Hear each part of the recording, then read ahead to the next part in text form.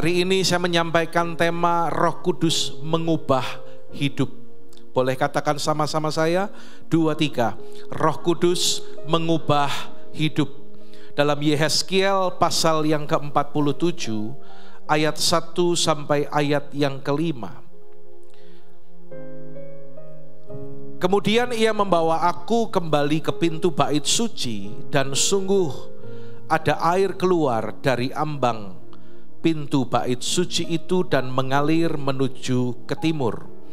Sebab bait suci juga menghadap timur, dan air itu mengalir dari bawah bagian samping kanan dari bait suci itu sebelah selatan mezbah.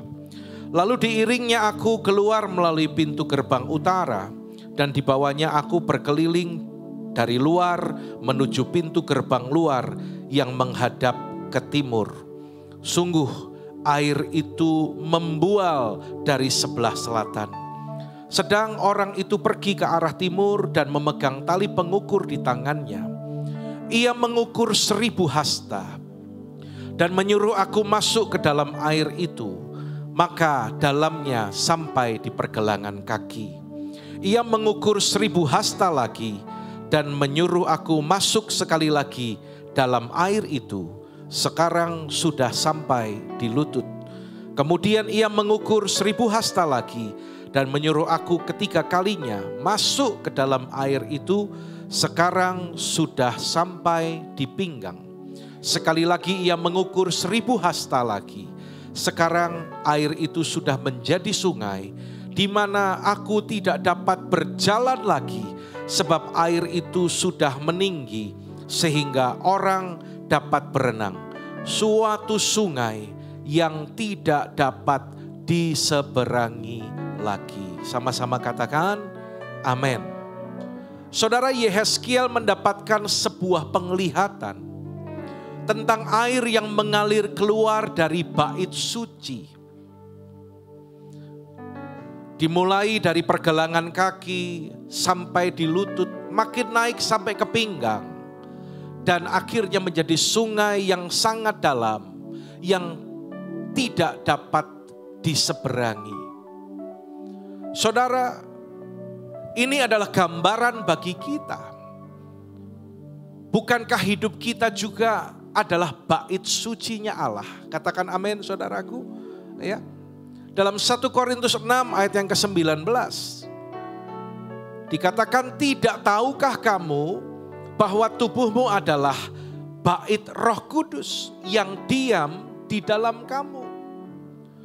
Saudara, Roh Kudus tinggal dalam hidup kita. Dan berdasarkan penglihatan Yehezkiel tadi, ada aliran air yang keluar dari bait suci. Demikian juga dengan hidup kita yang adalah bait Roh Kudus. Ada ayatnya berkata, barang siapa percaya kepadaku, seperti yang dikatakan oleh kitab suci. Sama-sama, 2, 3. Dari dalam hatinya akan mengalir aliran-aliran air hidup. Hidup kita yang adalah bait Roh Kudus, Tuhan menghendaki ada aliran-aliran air hidup yang mengalir, saudaraku. Karena Roh Kudus tinggal dalam kehidupan kita. Saudara, tanah di sekitar bait suci adalah tanah yang kering, tanah yang gersang, tanah yang tandus. Dan ketika aliran air itu mengalir, itu akan membasahi dan memberikan kehidupan bagi tanah di sekitar bait suci itu. Akan memberikan kesegaran. Saudara, bukankah dunia sedang mengalami kegersangan dan kekeringan? Tuhan menempatkan kita sebagai bait-Nya agar aliran-aliran air itu yang berasal dari Roh Kudus itu boleh mengalir dalam kehidupan kita. Mengalir lewat kehidupan saudara. Dialirkan kepada orang-orang di sekitar kita. Katakan amin, saudaraku. Mereka boleh merasakan dampak, ya, kehadiran kita, keberadaan kita. Saya selalu ingatkan, kehadiranmu di tengah-tengah orang-orang dunia, mungkin teman-teman saudara, mungkin geng saudara, mungkin rekan bisnismu, mungkin tetangga di kanan kiri saudara. Ada saudara di sana harus bisa dirasakan. Ya, ada sesuatu yang berbeda yang mereka nikmati, yang mereka rasakan. Ada kasih, ada damai sejahtera, ada berkat sukacita yang mengalir keluar dari kehidupan kita. Saudara, kita akan melihat karya Roh Kudus dalam kehidupan orang percaya. Berdasarkan ayat yang ke-7 dan ayat yang ke-9 dalam ayat tadi, dalam kitab Yehezkiel 47 tadi. Perhatikan ayat yang ke-7 dan ayat yang ke-8 sampai ayat yang ke-9 di sana. Saudara perhatikan yang saya berikan highlights atau garis bawah. Ya. Sehingga kemana saja sungai itu mengalir, segala makhluk hidup yang berkeriapan di sana akan hidup. Ikan-ikan akan menjadi sangat banyak. Sebab kemana saja air itu sampai, air laut di situ menjadi tawar. Dan kemana saja sungai itu mengalir, semuanya di sana hidup. Saudara, hal yang pertama yang Roh Kudus kerjakan ketika hidup kita dipenuhi Roh Kudus, ketika ada aliran-aliran itu mengalir dalam hidup kita, maka kematian berubah menjadi kehidupan. Yang percaya katakan amin, saudaraku. Saudara, saya pernah katakan bahwa di Israel itu ada 2 tempat, ya. Sama-sama seperti danau, tetapi yang pertama itu disebutnya Laut Mati atau Laut Asin. Laut Mati ini menjadi tempat favorit. Nanti kalau saudara mendapat kesempatan untuk pergi ke Israel, kami dulu ke sana dan kami berenang. Tapi ada peringatan, Anda tidak boleh berenang lebih dari 15 menit atau 20 menit, saya lupa. Karena kulit kita itu nggak akan tahan. Karena kadar garam di Laut Mati ini sampai 32%. Jadi kulit itu perih. Keluar dulu, bilas dulu, masuk lagi boleh. Sampai kita itu tanpa ban, tanpa pelampung itu bisa ngambang. Anda bisa main game gitu ya, sambil tiduran di Laut Mati ini, saudaraku. Ya. Tetapi yang saya mau katakan adalah gini. Di Laut Mati tidak ada makhluk yang bisa hidup di sana.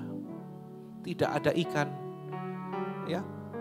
Tidak ada makhluk-makhluk yang lain yang bisa hidup. Benar-benar mati, saudaraku. Ya. Tetapi ada satu tempat yang bernama Danau Galilea. Danau Galilea mendapatkan air dari Gunung Hermon. Dan daerah sekitar Danau Galilea itu adalah tanah yang sangat subur untuk perkebunan, untuk pertanian di sana, saudaraku. Dan Danau Galilea ini banyak sekali menghasilkan ikan. Anda kalau di sana akan ditawari, mau makan ikan petrus enggak? Padahal itu ya sejenis mujair kalau di sini, saudaraku. Ya, lihat perbedaan dari kedua tempat ini, saudaraku. Ayat tadi berkata, aliran yang keluar dari bait suci membuat yang mati menjadi hidup, kematian menjadi kehidupan. Saudara, perhatikan hidup kita. Kalau orang hanya hidup secara agamawi, kalau Anda pun menjadi orang Kristen hanya sebagai orang Kristen agamawi, maka engkau akan mengalami kerohanian yang kering, saudara. Kenapa ya? Kok ada yang kurang, kering, ya, tidak ada sukacita, gampang lemah, gampang lelah, imannya mati, pengharapannya mati. Tetapi ketika hidup saudara mengalami lawatan Roh Kudus, maka hidupmu akan bergairah, akan berkobar-kobar. Imanmu hidup, pengharapanmu bangkit, dan engkau akan alami kemenangan. Saudara, perhatikan ini baik-baik. Betapa pentingnya lawatan Roh Kudus dalam hidup kita. Jangan lewatkan. Kalau gereja memfasilitasi dalam 10 hari sampai tanggal 8 ke depan hari Pentakosta, setiap malam, ya, kecuali nanti malam tidak ada ya, karena hari ini kita sudah beribadah. Luar biasa. Jemaat yang hadir, pelayan yang hadir itu saking antusiasnya. Sampai nanya, minggu pagi kita ibadah, berarti malamnya ada lagi ya doa di tempat ini. Luar biasa. Tandanya itu bergairah. Tandanya itu dipenuhi dengan aliran-aliran air hidup, saudara. Jangan lewatkan, saudaraku. Mereka yang 2 hari hadir, mereka menikmati di jamah Tuhan. Yang lemah dikuatkan. Ya, bukan hanya sekedar berbahasa roh, tetapi apa yang menjadi doa, menjadi pergumulan saudara. Saya mendengar banyak kesaksian, ya, dari tahun-tahun yang lalu ketika kita mengadakan doa pencurahan Roh Kudus. Mungkin pada saat didoakan belum terjadi apa-apa, tetapi seiring waktu berjalan, ada kesaksian yang muncul, ada yang sakit mengalami kesembuhan. Amin, saudaraku. Ada yang punya masalah, Tuhan buka jalan. Saudara, bukankah kita membutuhkan Tuhan? Bukankah kita mengharapkan pertolongan Tuhan? Terima aliran-aliran air hidup itu, saudara. Betapa pentingnya saudara dan saya mengalami lawatan Roh Kudus dalam kehidupan kita. Apakah saudara rindu lawatan Roh Kudus? Amin. Yang rindu lambaikan tangan saudara. Tepuk tangan bagi Allah kita. Artinya mulai besok hari Senin, maka akan lebih banyak lagi orang yang hadir. Amin. Akan lebih dari 60-70 orang. Kemarin dengan anak-anak sudah sekitar 70 orang yang hadir. Enggak apa-apa. Konsumsinya sampai kurang, enggak apa-apa. Beli pakai Grab nanti. Ya.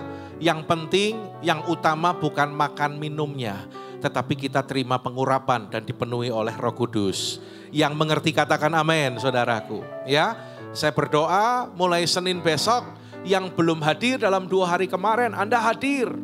Dan Anda akan menikmati karya Roh Kudus. Jangan lewatkan, saudaraku. Izinkan Roh Kudus memenuhi kehidupanmu. Izinkan Roh Kudus membasahi kehidupanmu. Biarlah aliran-aliran itu membuat kematian menjadi kehidupan. Saudara, ada seorang hamba Tuhan. Dia diajak oleh malaikat untuk melihat gereja-gereja yang besar. Dan dalam penglihatan itu, dia melihat bagaimana gegap gempitanya suasana ibadah. Musiknya keren, jemaatnya ribuan, fasilitasnya oke. Hari-hari ini banyak gereja-gereja di kota besar yang demikian, ya. Bahkan cenderungnya justru saling berkompetisi antara satu gereja dengan yang lain. Saya berdoa supaya bukan berkompetisi tapi berkolaborasi, seperti pesan Tuhan lewat Bapak Rohani kita, Pak Niko. Ya, saya juga melihat dan mendengar ada gereja-gereja yang penting jemaat datang ratusan ribuan, gak peduli. Kemarin ada yang cerita sama saya. Sampai sekarang Pak, kalau hari-hari ibadah ada yang nyepake bis, tahu nyepake, nyediakan bis ditaruh di depan gereja kami. Gereja-gereja yang besar naruh bis, naruh angkot di depan gereja-gereja yang lain. Ya, ada yang kasih iming-iming. Loh, ini praktek-praktek yang salah, saudara. Ya, melayani itu harus dengan motivasi yang benar. Ayo kamu melayani di gerejaku. Mungkin gereja yang sekarang lagi boom. Melayani di gerejaku. Kamu kalau main di tempatku, sekali main 500.000. Bayangin kalau satu hari 4 ibadah, kamu dapat berapa? Bayangin kalau 1 bulan, kamu dapat berapa? Itu yang terjadi, saudara. Dan ketika hamba Tuhan ini diajak berkeliling melihat gereja-gereja yang besar. Orang nyanyi, main musik, tepuk tangan. Terus dia nanya ke malaikat, Kat, tapi kok gak ada suaranya? Dia heran, kok dia gak mendengar apa-apa? Lalu malaikat itu berkata, kamu tidak mendengar apa-apa. Karena mereka melayani tidak dari hati. Karena mereka menyanyi, sekedar menyanyi, bukan keluar dari hati. Jemaat boleh banyak, fasilitas boleh lengkap, tapi kalau menyanyi dan melayani tidak dari hati, Tuhan tidak dengar. Karena itu jemaat Tuhan yang terkasih, ayo bukan sekedar datang ibadah. Amin saudaraku. Jangan hanya sekedar yang penting aku datang ke gereja. No. Tapi yang Tuhan minta dari kita, miliki hati yang rindu untuk berjumpa sama Tuhan. Apakah hari ini ketika saudara hadir, Anda punya hati yang rindu untuk berjumpa dengan Tuhan? Yang rindu lambaikan tangan. Katakan saya rindu berjumpa dengan Tuhan. Oh, tepuk tangan bagi Allah kita saudara. Ya. Yang kedua, karya Roh Kudus dalam kehidupan kita. Pada ayat yang ke-10 dan 11, di sungai itu ada berjenis-jenis ikan, seperti ikan-ikan di laut, besar, sangat banyak. Katakan sangat banyak. Saudara, yang kedua yang Roh Kudus kerjakan dalam kehidupan kita, yang Roh Kudus buat dalam hidup orang yang mau dipenuhi oleh Roh Kudus, akan alami kelimpahan berkat Allah. Yang percaya katakan amin. Saudara yang percaya dan katakan amin, Anda akan menerima dan mengalami. Sesuai dengan janji Tuhan, tahun ini adalah tahun penuaian. Kita akan menuai jiwa-jiwa. Juga dikatakan kita akan menuai berkat-berkat Tuhan. Baik berkat rohani, berkat jasmani, berkat materi. Itu janji Tuhan. Ya, dalam konteks ini orang-orang itu akan menjala ikan dalam jumlah yang sangat besar. Saudara ingat cerita Petrus, bagaimana ketika dia dengan teman-temannya datang untuk menjala ikan. Dan sampai semalam-malaman mereka mencari ikan. Mereka berkata kepada Yesus, kami tidak mendapat apa-apa. Tetapi ketika Yesus memerintahkan kepada mereka sekali lagi untuk melemparkan jala mereka. Dan mereka melakukannya. Meskipun mereka bilang gini, kami sudah semalam-malaman loh. Di mana-mana nangkep ikan itu ya malam, gak siang hari. Tetapi karena engkau yang mengatakannya, perhatikan ini, Petrus melakukan apa yang diperintahkan oleh Tuhan. Dan apa yang terjadi? Mereka mendapatkan ikan dalam jumlah yang besar. Itulah berkat yang Tuhan sediakan bagi orang-orang yang melakukan perintah Tuhan, yang melakukan firman Tuhan. Ada satu janji yang Tuhan berikan bagi kita, saudara. Saudara, Tuhan akan memberkati saudara. Katakan amin. Kok rada ragu-ragu ya jawabnya ya. Saudara, di tahun yang tidak mudah ini, tapi Tuhan janji tahun ini tahun penuaian. Artinya Tuhan akan memberkati saudara. Saudara yang memperhatikan firman, saudara yang percaya dan melakukan firman, Tuhan akan memberkati hidupmu, Tuhan akan memberkati usahamu, katakan amin. Tuhan memberkati pekerjaanmu, Tuhan memberkati keluargamu, saudara. Tidak biasa-biasa, tapi ada sesuatu yang luar biasa yang Tuhan kerjakan dalam kehidupan saudara. Sekali lagi, berkat bukan hanya berbicara uang, Tapi saudara dikaruniakan kekuatan. Anda dikaruniakan kesehatan oleh Tuhan. Anda bisa menikmati hidup yang bersyukur buat segala yang Tuhan berikan dalam kehidupan kita. Itu berkat Tuhan. Ya. Meskipun ada orang mungkin hartanya banyak, tapi hatinya gak mengucap syukur sama Tuhan.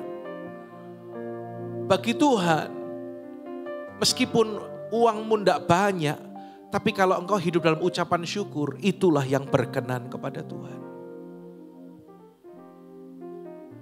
Dan yang ketiga, Tuhan janji ketika Roh Kudus ada dalam hidup kita akan menghasilkan, ayo jemaat yang keras, akan menghasilkan buah. Katakan kanan kiri, hidupmu akan berbuah. Ya, mau berapa kilo buahnya saudara? Mau berapa banyak saudara berbuah? Anda lihat ayat ini, dahsyat ya. Ketika ada tumbuh macam-macam pohon di tepi sungai itu, ya dikatakan macam-macam pohon buah-buahan yang daunnya tidak layu. Dan sama-sama 2-3 buahnya tidak habis-habis. Tiap bulan ada lagi buahnya yang baru. Sebab pohon-pohon itu mendapat air dari tempat kudus itu. Buahnya menjadi makanan dan daunnya menjadi obat. Tumbuhan itu menghasilkan buah. Begitu subur karena mendapat air dari tempat kudus itu, saudaraku. Ini gambaran hidup yang membawa pemulihan bagi banyak orang. Menjadi berkat. Saya selalu katakan, jadilah orang baik yang melakukan firman. Kalau Anda sekedar orang baik itu gini loh. Anda peka, lihat orang susah, Anda berkata, kasihan ya orang itu, lah Anda orang baik. Tapi kalau hanya berhenti di sana, Anda orang baik yang pasif. Dan Tuhan ajari kita, jadilah orang baik yang aktif. Kalau lihat orang susah, kasihan ya dia ya. Apa yang saudara bisa lakukan buat menolong dia? Banyak orang cuma berhenti, kasihan ya. Padahal saudara bisa kasih uang sama dia. Padahal saudara bisa kasih makanan buat dia. Padahal kalau Anda lihat usahanya gak berkembang, atau mungkin dia kesulitan dalam pekerjaan, Anda bisa kasih modal buat dia. Itu baik yang aktif, yang Tuhan kehendaki. Bukankah ini yang dikatakan hidupnya menghasilkan buah? Dinikmati oleh banyak orang. Ya, buahnya menjadi makanan dan daunnya menjadi obat. Artinya tadi, ketika kehadiranmu di suatu tempat akan bawa dampak, saudara. Suatu kali dalam sidang majelis daerah saya ketemu dengan seseorang hamba Tuhan. Kami baru kenalan, memang sering ketemu tapi kan kadang gak hafal. Saya kenalan dengan orang ini dan dia katakan, shalom, shalom, saya Timotius Andi Pak. Oh ya, lalu dia cerita dari mana dan sebagainya. Lalu setelah kenalan singkat itu dia bilang gini, saya dari kemarin hari pertama saya perhatikan Bapak. Oh ya, kenapa Pak? Bapak itu orangnya kok semangat sekali. Kalau setiap acara maunya duduk di depan. Artinya Bapak memperhatikan dengan baik. Saya diberkati Pak. Kalau lihat Bapak semangat seperti itu. Saudara, hal kecil yang sepertinya gak berarti, tetapi ketika orang lihat, ya, maka orang itu akan diberkati lewat hidup kita. Kalau Anda penuh dengan sukacita, penuh dengan senyum, dengan damai sejahtera, cek kanan kirinya, cek. Senyum apa merengut? Cek. Ayo semua kanan kiri, depan belakang, cek kanan kirimu. Ya, saudara, ayo kalau senyum tuh jangan 1/4, senyum itu 100%. Yang lebar, tak latih senyum. Dulu saya gak bisa senyum, makanya foto gini. Tapi sekarang kalau foto, Anda lihat foto saya? Latihan, nek sing foto saya merengut ki latihan ya. Coba latihan senyum sama Bapak Gembala. 1, 2, 3. Tangannya gini semua. 1, 2, 3. Nah, kayak kue, meskipun ada sama sih di empat-empat. Loh, Anda senyum itu loh. Ketika Anda jalan lewat orang, di depan banyak orang, Anda senyum saja. Pak, gitu kan. Mereka diberkati loh.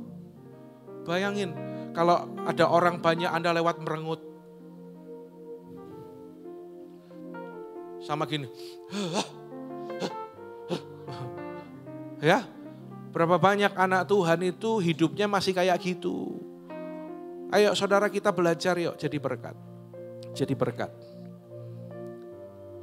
Di tempat kami olahraga, saya menyapa orang pas sama-sama latihan. Mas, oh iya om. Wah kok raimbang iki aku ngundang mas, jenengan ngundang om gitu kan. Memang aku sudah setua itu gitu kan. Masih muda ini, masih muda. Masih muda apa udah tua? Pak Gembala masih muda apa udah tua? Oh iya kok, sampai berapa orang bilang, loh coba tebak saya umur berapa? Pak Andi paling baru kepala 4. Oh, ada yang nekat, paling 30 berapa ya Pak? Alhamdulillah, saya bilang kayak gitu ya. Saya panggil dia mas dan saya sapa, ngobrol, nyapa, ketemu orang tuh ngomong.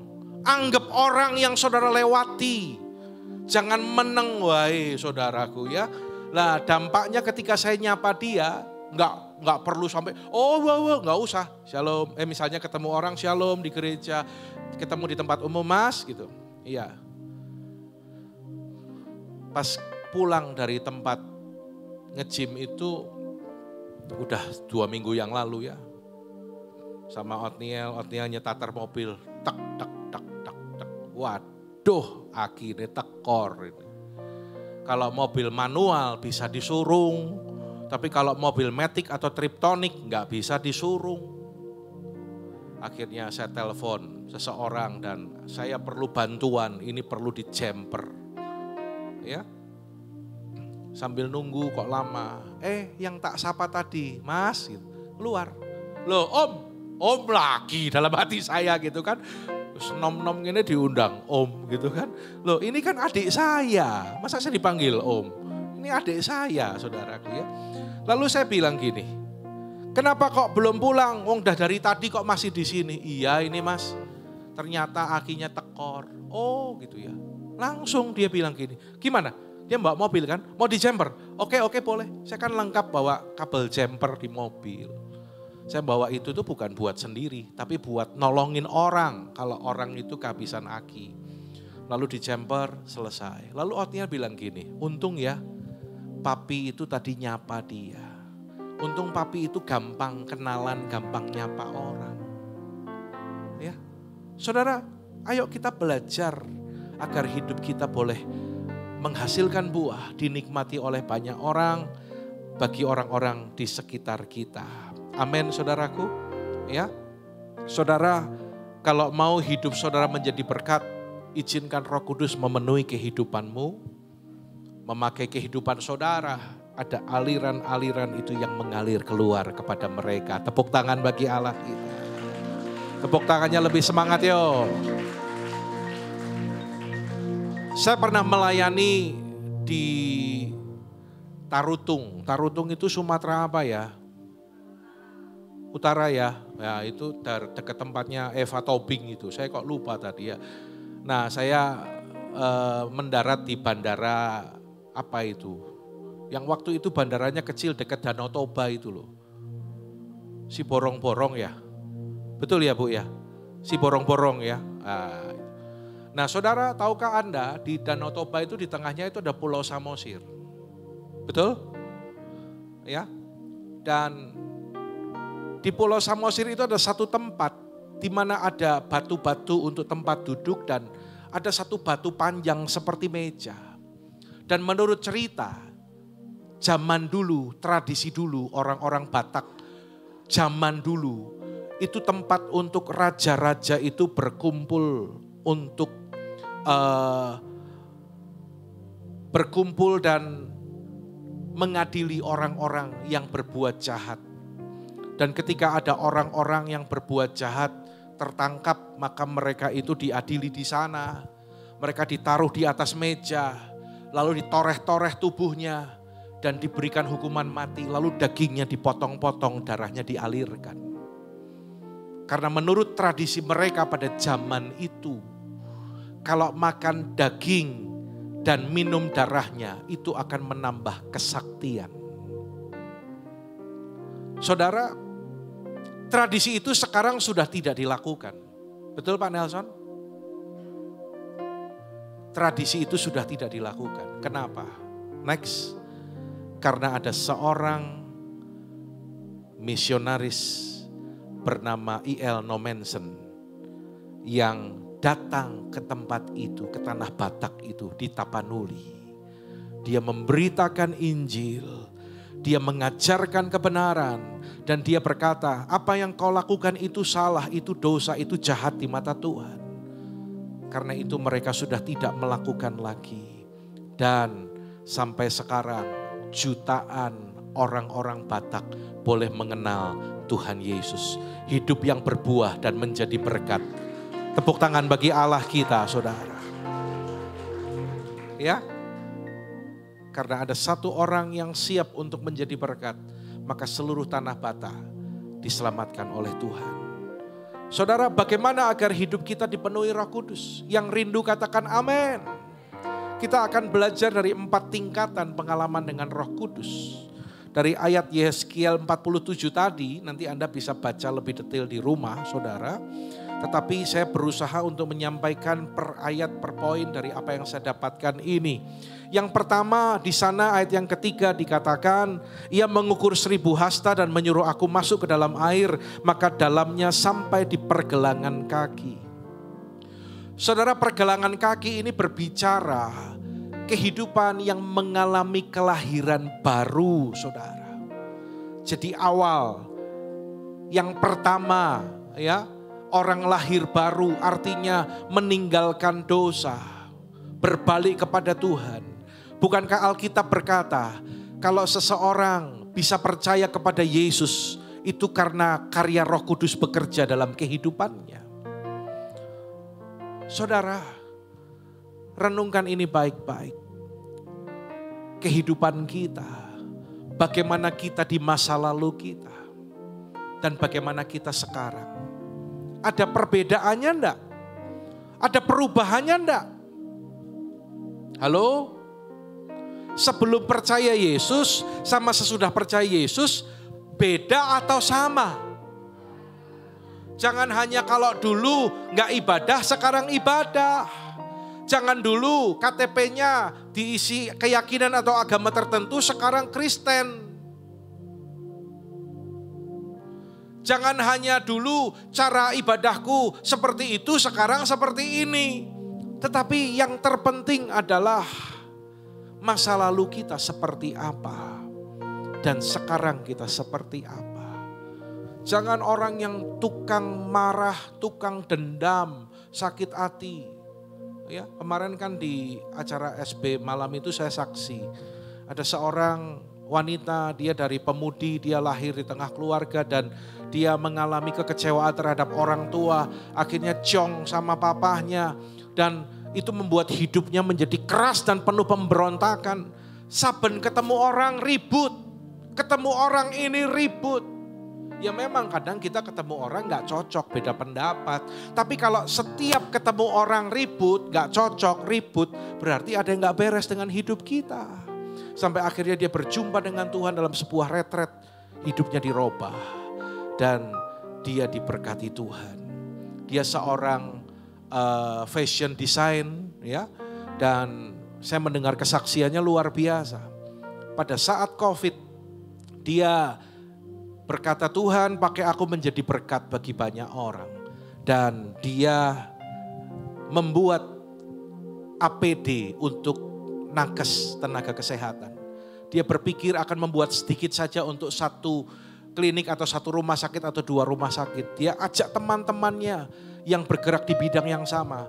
Dia beli bahan sendiri, dia jahit itu. Karena dia lihat dokter-dokter ada yang pakai jas hujan pada saat itu. Ya, APD kan masih susah, ada yang pakai celemek. Tapi dia buatin itu, saudara.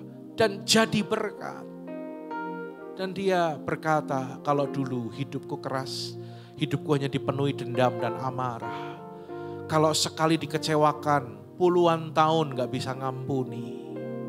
Tapi sekarang karena kasih Yesus ada dalam kehidupanku, aku mau dipakai Tuhan menjadi saluran kasih bagi banyak orang. Dan dia diberkati dan menjadi berkat bagi banyak tenaga medis pada saat itu, saudara. Bahkan sampai di luar kota, bahkan sampai ke luar pulau, dia jadi berkat, saudaraku. Lewat apa yang dia bisa lakukan. Saudara, itulah yang Tuhan kehendaki. Orang yang mengalami kelahiran baru, yang lama sudah berlalu, katakan amin, dan yang baru sudah datang. Lihat gambar berikut ini, saudara. Satu ayat dulu ya, pada ayat yang ke-79 ini Lukas pasal yang pertama dikatakan untuk menyinari mereka yang diam dalam kegelapan dan dalam naungan maut, untuk mengarahkan kaki kita kepada jalan damai sejahtera. Saudara, apa bedanya lebah dan lalat?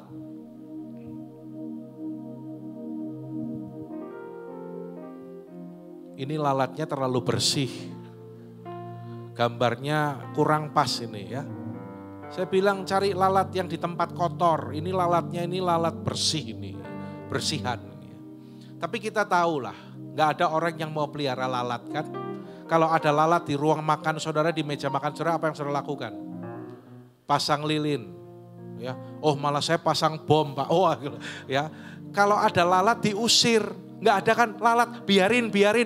Kamar ada lalat, biarin. Kalau bisa nambah lagi yang banyak gitu ya.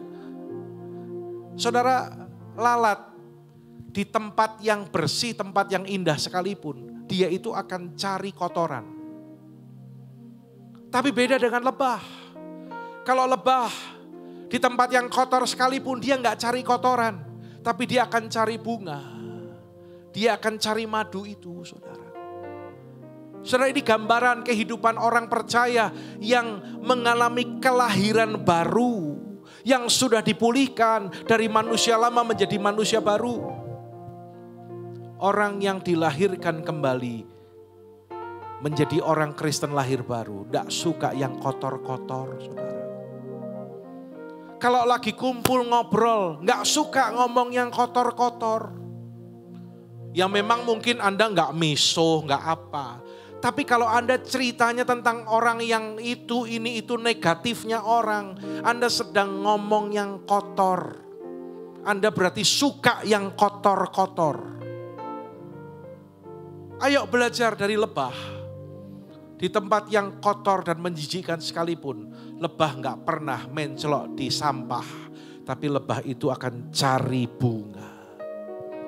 Orang yang sudah lahir baru itu pasti berbeda. Amin saudaraku. Anda bisa membedakan mana yang baik dan mana yang tidak, saudara. Ya.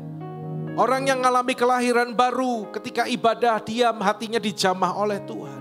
Dia akan nangis, dia akan alami damai sejahtera. Saudara alami itu, saudaraku. Meskipun ada orang yang mungkin udah sekian tahun ibadah, tapi saban ibadah kok biasa aja ya. Ada yang sampai Yesus, ku sembah Kau, sujud di hadapan-Mu,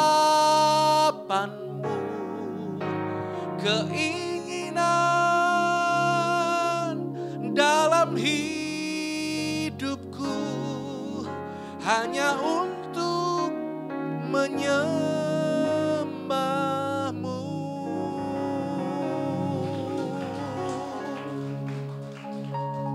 Sampai nangis, sampai gak tahan nikmati hadirat Tuhan. Iya ya, Tuhan baik, Tuhan menjamah hatiku. Itu ibadahmu harus kayak gitu, saudara.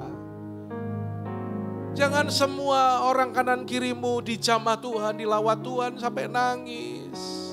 Sampai ada yang Tuhan, terima kasih Tuhan, Engkau baik. Tuhan tolong aku Tuhan, aku percaya kepadamu, aku mengandalkan Engkau.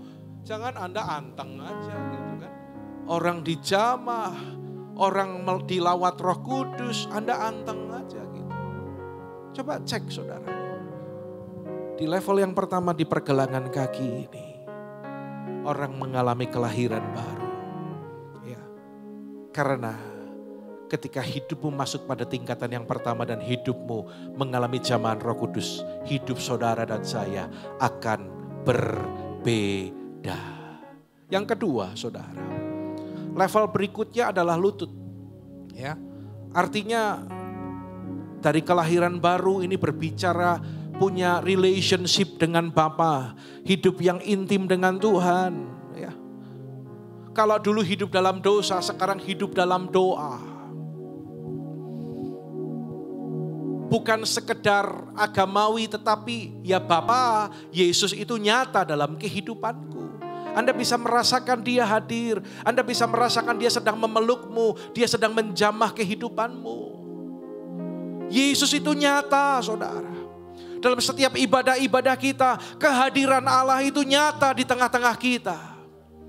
Dan dia siap untuk melawat orang-orang yang lapar dan haus, yang membuka hatinya. Yesus memberikan teladan di Taman Getsemani, nanti Anda baca dalam Lukas 22. Ketika dia dalam pergumulan menghadapi kayu salib, dia berdoa sampai peluhnya berubah menjadi titik-titik darah. Menurut medis itu karena ada stres yang begitu tinggi, saudara. Sampai darah keluar dari pembuluh-pembuluh itu. Tapi Yesus datang kepada Bapa. Dan dia berkata, bukan kehendakku tapi kehendakmu. Dan dia siap untuk menerima cawan yang harus dia minum itu, saudara. Yesus menjadi teladan bagi kita. Kita bersyukur kalau Tuhan yang kita sembah, Yesus yang kita percayai, dia adalah Yesus yang pernah mati tapi dia bangkit dan dia hidup selama-lamanya. Dia naik ke sorga, dia menyediakan tempat bagi kita dan suatu saat nanti dia akan datang untuk menjemput kita di angkasa. Katakan amin. Yesus hidup. Kita bukan sedang mengikuti orang yang sudah mati dalam kuburan.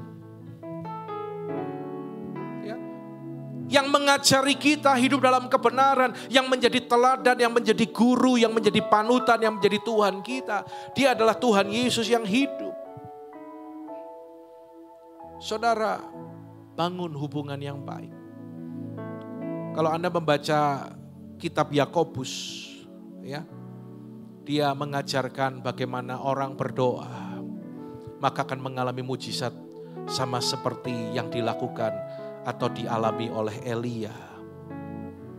Saudara, Yakobus ini mendapat julukan si lutut onta. Karena ketika dia datang kepada Tuhan, dia berlutut. Dia berdoa. Sampai lututnya ini tebal kayak onta, saudaraku. Dan untuk menikmati hubungan yang baik dengan Tuhan, catat ini baik-baik, saudara. Anda harus punya komunitas orang-orang yang dekat dengan Tuhan. Anda harus bisa membedakan mana komunitas yang membawa saudara bertumbuh, yang membawa saudara semakin intim dengan Tuhan, yang ketika saudara lemah, engkau dikuatkan. Ketika saudara menyimpang, salah, engkau diingatkan. Itu komunitas yang sehat. Ya. Bukan hanya kita berputar-putar atau ada di tempat yang sama, jalan di tempat. Cari komunitas yang membawa pengaruh yang baik bagi saudara. Yang membuat rohanimu bertumbuh. Yang membuat imanmu bangkit. Yang membuat saudara dari nggak ngerti jadi ngerti.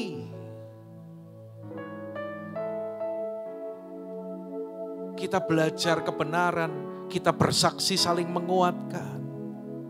Saudara bersyukur kalau Tuhan berikan komunitas di tempat ini yang saling menguatkan, saling memberkati kita. Amin, saudaraku. Saya melihat kul-kul ini mulai bergairah lagi. Ada 2 kul yang saya sedang persiapkan untuk melahirkan kul-kul yang baru. Dan saya sedang berdoa untuk pekerja-pekerja yang baru, saudara. Kita ada 10 kul dan akan segera bertambah dalam waktu-waktu ke depan ini, saudaraku. Tepuk tangan bagi Allah kita. Kul harus menjadi tempat yang membuat kita bergairah. Amin, saudara. Kul itu harus antusias. Kalau nggak datang kul aku rugi. Kul itu seperti itu. Jangan ya nek sempat. Insya Allah. Ayo datang kul. Ya insya Allah nanti kalau sempat ya. Kalau lego ya. Tapi saya melihat ada kul-kul yang antusias. Wah, pas minggu ini saya nggak bisa. Loh kenapa? Ada ini, coba diatur. Ayo dong, kita kan mau ketemu, kita kumpul. Akhirnya dari nggak bisa jadi bisa. Lah itu namanya komunitas yang membangun.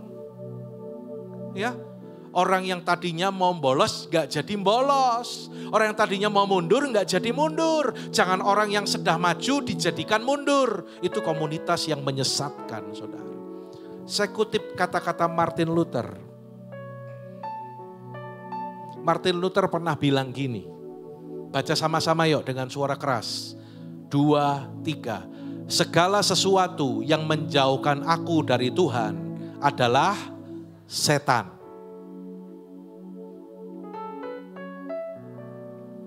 Tapi jangan nanti kalau Anda mau ke gereja suamimu melarang setan. Bukan gitu konteksnya. Tapi maksud saya gini loh. Di balik semuanya itu ada rekayasa atau ada usaha dari si jahat untuk menghalangi saudara. Waktu kapan di tempat ini ada yang hadir SB dan kebetulan suaminya nggak bisa hadir. Saya sampaikan ini, saya cuplik ini juga. Iya loh, harusnya kan bisa hadir. Kenapa kok nggak hadir hari ini? Nanti saya pulang akan bilang, Pak, firman yang hari ini saya dengar. Tuh, semua yang menjauhkan kamu dari Tuhan itu adalah setan. Ya bukan gitu konteksnya. Tapi Anda ngerti, di balik semuanya itu ada rencana dari si jahat, ada rekayasa dari si jahat untuk membuat saudara jauh dari Tuhan. Ada orang yang gak bisa dekat sama Tuhan gara-gara pekerjaan. Alasannya selalu pekerjaan. Alasannya selalu pekerjaan. Saya mau katakan, di balik semuanya itu ada rekayasa dari si jahat membuat engkau gak bisa dekat sama Tuhan. Ada yang punya alasan ini, punya alasan itu. Saudara ingat, di balik semuanya itu ada rekayasa dari si jahat. Saudara mau menyenangkan hati Tuhan, menjadi orang yang berkenan kepada Tuhan. Amin. Di satu peternakan, ya, ada game namanya Hay Day. Saya juga main game Hay Day, itu senang ya, punya kebun, punya ternak, ya, ada kucing, ada anjing, ada babi, ya. Orang-orang yang bilang babi haram berarti nggak bisa main game itu gitu ya. Ada sapi, ada ayam, ya, ada domba yang diambil bulunya, ada kambing yang diperah susunya, tanaman macam-macam. Ya, ada di sini yang main Hay Day. Wah, ada yang sampai saya levelnya udah 47 ohm. Wah, luar biasa kayak gitu kan. Nah, saya berdoa suatu saat nanti saya bukan cuman punya kebun dan peternakan di game, tapi saya punya kebun dan peternakan beneran, saudaraku. Ya, menjadi berkat bagi banyak orang. Nah, saudara, di satu peternakan ada seekor babi dengan bangga berkata, "Aku ini binatang kesayangan Tuanku. Karena nanti kalau aku sudah waktunya cukup, aku dipanen dan dagingku, samcanku bisa dimasak. Dan itu makanan kesukaan Tuhan. Aku ini binatang kesayangan." Si sapi jawab, "Gak bisa, bukan kamu, tapi aku. Aku kan kasih susuku untuk diperah. Tuhan itu kan suka minum susu sapi." Lalu ayam gak mau kalah. Salah, bukan kamu, Aku ini kasih telur tiap hari buat Tuhan kita. Kan Tuhan kita lagi olahraga. Telur itu kan perlu buat masa otot. Jadi makan telurnya harus banyak. Mereka berdebat, saudaraku. Sapi gak mau kalah, kuda gak mau kalah. Ada seekor anak anjing, dia sedih dan sambil menangis dia bilang sama induknya, sama mamanya, "Ma, mereka bisa kasih semuanya buat Tuhan kita. Menyenangkan Tuhan kita supaya menjadi binatang kesayangan. Tapi aku gak bisa kasih apa-apa, Ma." Mamahnya bilang gini sama anaknya, "Anakku, memang kamu gak bisa kasih dagingmu. Kecuali kalau orang-orang yang suka makan RW. Ya. Memang kamu gak bisa kasih susu. Kamu gak bisa kasih tenagamu seperti kuda. Tetapi kamu bisa lakukan ini. Kalau Tuhan kita pulang dari pekerjaannya, dia sedang dalam kondisi lelah, dia sedang dalam kondisi penat, kamu hampiri dia, kamu kelilingi dia, kamu nari-nari di depan dia, kamu nyambut dia, kamu goyang-goyangkan ekormu di depan tuanmu. Dan benar, anak anjing itu lakukan. Dan ketika dia melakukan itu dan terakhir tuannya itu sangat bahagia dan berkata, engkau menyenangkan aku, dan dia lompat ke pangkuan tuannya. Dan Tuhan itu berkata, memang engkau binatang kesayanganku. Saudara, dari contoh ini kita mau belajar apa? Mungkin saudara nggak bisa kasih uang banyak untuk gereja. Ada yang bisa kasih nabur banyak, tapi mungkin saudara nggak punya uang banyak. Mungkin saudara nggak bisa nyanyi karena suara saudara kurang sedikit dari standar nada dasar. Kalau saudara nyanyi, orang nggak diberkati, malah orang sakit telinganya. Ya, mungkin saudara nggak bisa sampaikan renungan, nggak bisa khotbah. Tetapi dengar baik-baik saudaraku, kalau engkau punya hubungan pribadi yang baik, yang intim dengan Tuhan, maka hidupmu adalah hidup yang menyenangkan Tuhan. Amin saudaraku. Engkau menjadi pribadi yang berkenan kepada Tuhan. Itu menyenangkan hati Tuhan. Yang mau katakan amin. Tepuk tangan bagi Allah kita. Yang ketiga, level berikutnya. Yang pertama tadi pergelangan kaki. Yang kedua, lutut dan naik ke pinggang. Saudara, kita belajar bersama-sama. Ini berbicara tentang hidup dalam pelayanan, saudaraku. Ya, dalam Lukas 17 ayat yang ke-8 juga dikatakan di sana, seorang hamba itu mengikat pinggangnya dan melayani tuannya. Saudara, hamba yang mengikat pinggang itu tanda bahwa dia siap untuk melayani saudara. Saudara, sadar enggak? Ketika engkau mengalami kelahiran baru dan membangun hubungan yang intim dengan Tuhan, dan kita dibawa ke level yang ketiga, hidup melayani Tuhan. Saudara, engkau akan diurapi. Pengurapan itu akan memberikan kemampuan bagi kita untuk bisa melayani. Jadi ketika saya berkhotbah, saya menggembalakan, dan orang berkata, terima kasih Pak, saya diberkati lewat firman yang disampaikan. Itu jadi rema buat saya. Terima kasih Pak, kalau selama ini sabar ya ngomong saya sehingga saya berubah. Saudara, itu bukan kemampuan saya. Itu karena ada urapan Roh Kudus yang bekerja dalam kehidupan saya. Dan urapan itu memampukan saya bisa melayani. Saya bisa menyampaikan firman. Saya bisa menggembalakan. Lawatan Roh Kudus, urapan Roh Kudus, perhatikan, berjalan paralel dengan pelayanan. Oke? Ketika saudara memberi dirimu melayani menjadi berkat bagi orang-orang, menjadi berkat bagi pekerjaan Tuhan, maka Tuhan tambahkan pengurapan itu. Kalau saudara tahu kelistrikan mobil, saya enggak banyak tapi sedikit tahu. Di mobil itu aki, orang tahu, banyak tahu kalau mobil itu ada akinya. Buat nyetater, buat sumber daya, nyalain listrik, lampu, nyalain AC. Tapi kalau cuma dipakai terus kan lama-lama habis. Ya toh, boro-boro 2 jam, 30 menit juga kalau akinya dipakai terus mati. Ya. Tetapi ada satu alat lagi yaitu dinamo ampere. Dia itu disalurkan kepada satu alat namanya cat out. Itu ada semacam sirkuit itu dan langsung menuju ke aki. Kabel yang dari cat out dari dinamo ampere ini bukan narik setrum, tapi dia ngirim setrum ke aki. Betul?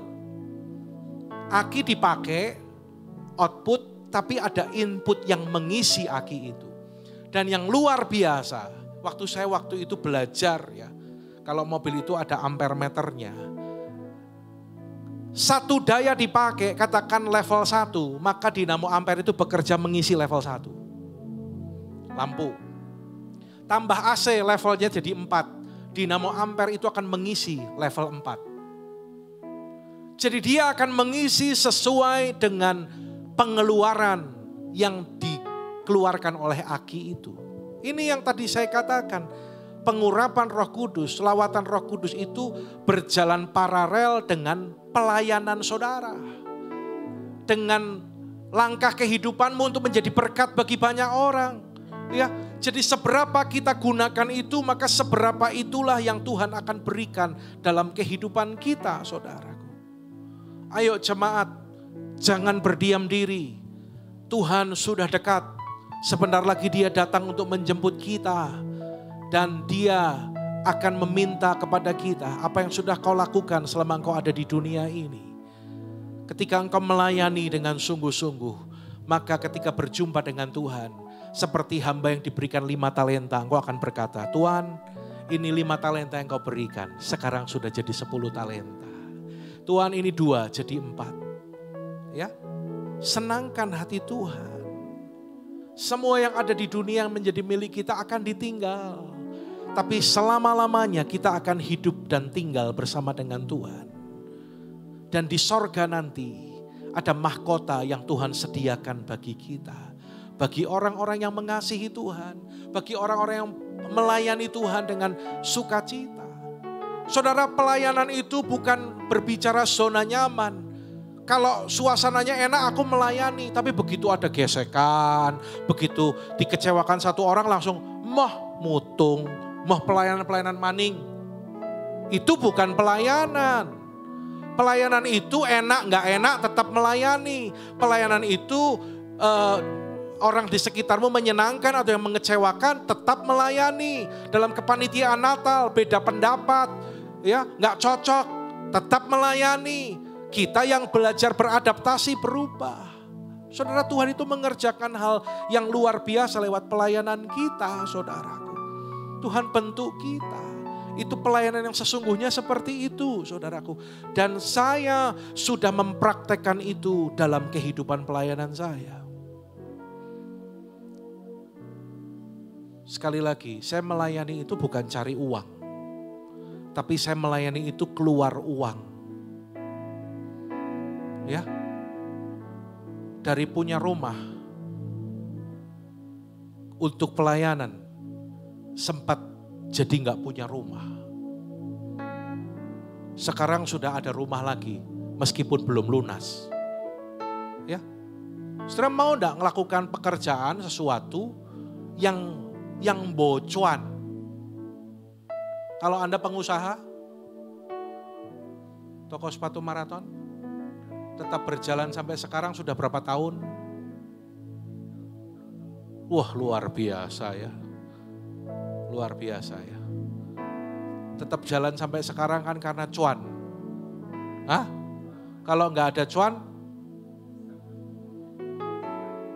harus cuan. Ya toh? Pernah cerita, saya pernah buka di satu tempat, wah tapi nggak jalan ini itu, ya udah selesai. Ya. Jadi saya itu gemes kalau ada orang yang bilang ngajar tentang menabur, persepuluhan. Loh, saya ngajar itu tuh kebaikan saudara. Saya tuh nggak lagi cari uang, saudaraku. Dan sampai hari ini, kalau keperluan pelayanan di sini kurang, saya yang keluar uang, saudara. Yang ngomong belum tentu keluar uang untuk menopang pekerjaan Tuhan di tempat ini. Yang ngomong belum merasakan narok rumah untuk menopang pelayanan pekerjaan Tuhan. Bisa-bisanya ngomong kayak gitu. Ya, hati-hati ya saudara. Hati-hati yang meracun-racun yang seperti itu yang mengotori hatimu, saudara. Jadi Anda mengerti kalau Anda diajar Pak Gembala tentang menabur, tentang memberi persembahan, itu semua karena firman Tuhan yang mengajarkan bagi saudara. Apakah selama ini yang saya ajarkan sesuai dengan firman Tuhan? Apakah selama ini yang diajarkan Pak Gembala sesuai dengan firman Tuhan? Kalau enggak sesuai, Anda boleh pergi dari tempat ini. Tinggalkan gereja ini. Kalau memang saya mengajarkan hal-hal yang salah. Tapi kalau Anda tahu itu kebenaran firman, meskipun kadang ketika disampaikan enggak nyaman. Namanya orang belum melakukan, ditegur itu enggak enak. Namanya orang belum melakukan, diajari itu enggak seneng, enggak enak. Ya, nyindir. Orang nyindir, ngajari. Nyindir kayak Pak Pendeta nyindir gitu ya. Lah kalau Anda nggak melakukan firman ya kesindir terus. Ya. Bukan untuk hal yang lain tetapi untuk pendidik saudara. Saudara kan nggak selama-lamanya tinggal di dunia, tapi suatu saat kita akan ketemu Tuhan. Kita akan masuk sorga, katakan amin. Untuk masuk sorga kita harus dipersiapkan saudara. Saya selalu katakan karirmu berhenti di lubang kubur, tapi karaktermu dibawa sampai kepada kekekalan. Loh kalau hitungan cuan-cuanan tadi nggak masuk saudara. Ya, itu urusan materi, belum urusan hati. Loh jadi gembala itu kudu ususnya dawa atine ombo. Yang setuju katakan heeh saudaraku. Ususnya dawa atine ombo. Aduh Tuhan, saya itu baik sama orang ini, saya itu doakan dia. Tapi kok dia bisa-bisanya ya bersikap kayak gitu sama saya. Kalau Anda kan ada dari Anda kan gampang. Kecewa sedikit ya wes lah. Kecewa di satu kul, keluar dari kul itu. Wah arogan banget gitu ya. Gampang banget seperti itu. Ya. Kalau ada yang gak suka langsung kecewa. Tapi tidak bisa seperti itu. Lakukan itu dengan baik. Lakukan itu dengan kasih. Kalau ada ganjelan, lepaskan pengampunan. Amin saudara. Semalam saya sampaikan kalau Anda mengampuni, Anda sedang memberikan hadiah yang terbaik, yang terindah. Bukan untuk orang yang menyakiti saudara, tapi Anda sedang kasih hadiah yang terbaik buat diri Anda sendiri. Berkobar-kobar melayani. Di sini yang paling jauh rumahnya siapa ya? Kuuan berapa kilo Pak Sarijo?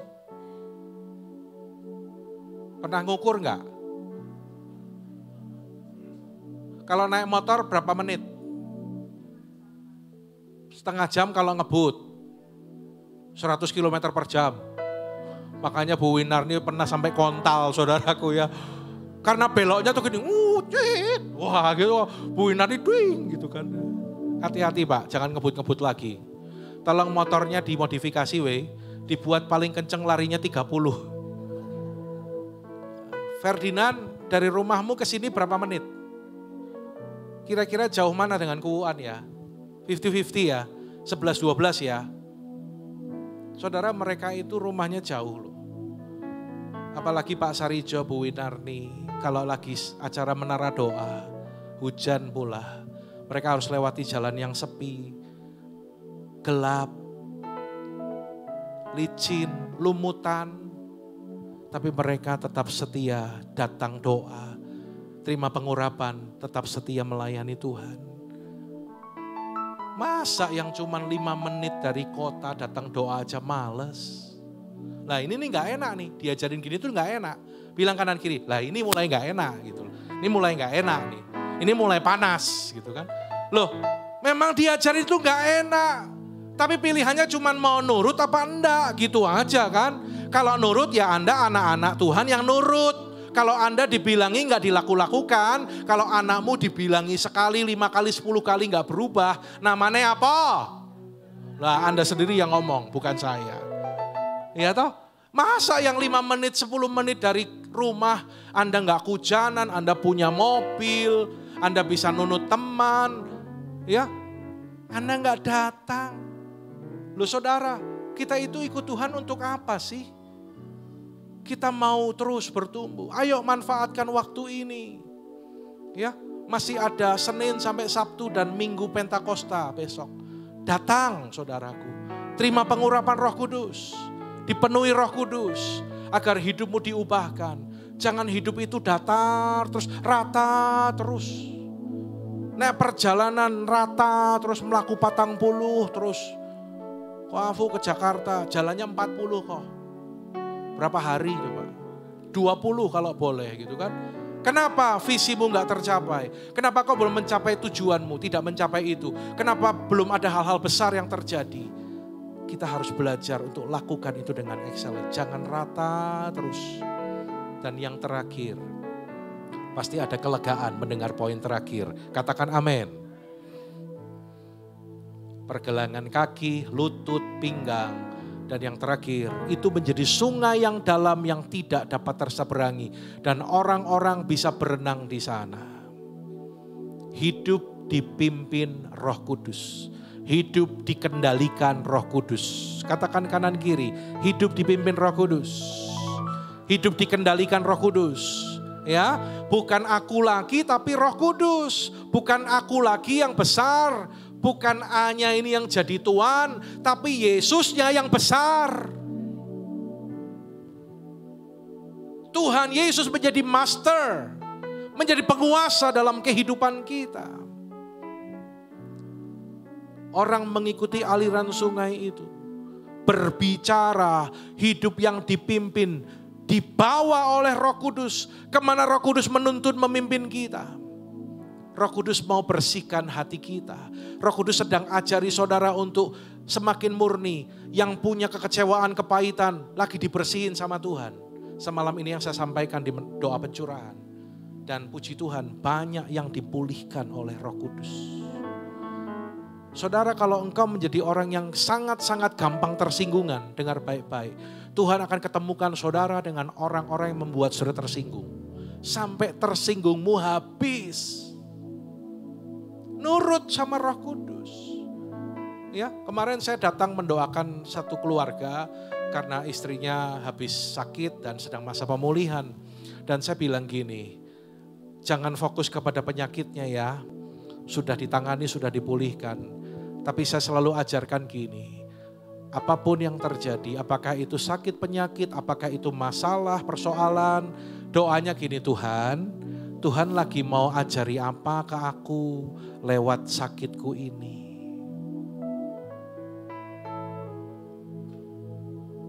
Itu namanya hidup dipimpin oleh Roh Kudus. Ya, saudara berikan dirimu dipenuhi Roh Kudus. Dibaptis Roh Kudus itu satu kali. Ya, ketika engkau ditumpang tangan dan dikatakan dibaptis, engkau dibaptis dengan Roh Kudus. Lalu tanda awal orang dibaptis Roh Kudus dia berbahasa roh. Ya, tapi dipenuhi Roh Kudus itu berkali-kali dalam hidup kita. Terus dipenuhi sampai berlimpah-limpah. Saya percaya orang yang hidupnya dipimpin Roh Kudus, dia akan melihat pintu demi pintu akan dibukakan oleh Tuhan.